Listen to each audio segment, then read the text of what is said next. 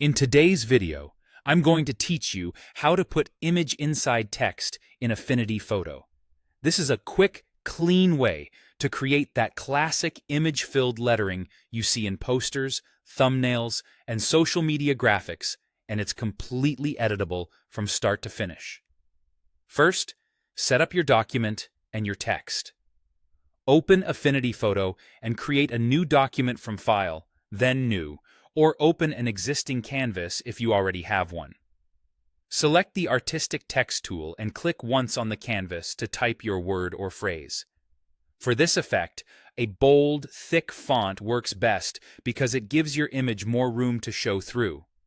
Fonts similar to Impact or any heavy sans serif are great starting points. Increase the font size so the letters are large and easy to read, and adjust tracking if the letters feel cramped. If you want extra clarity, open Layer Effects by clicking the FX icon on the text layer and add a stroke or subtle shadow. These effects won't interfere with the clip, but they often help the text stand out against complex images.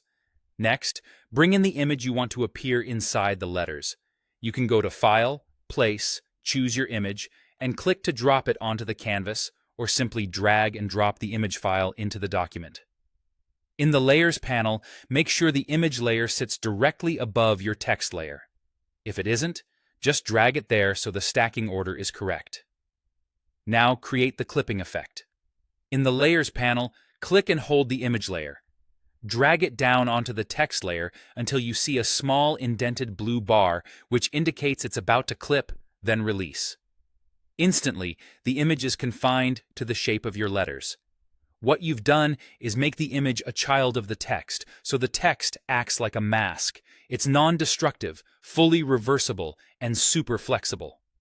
Finally, refine the composition inside the text. Select the Move tool or press V and click the image layer to move it around until the most interesting part sits inside your letters.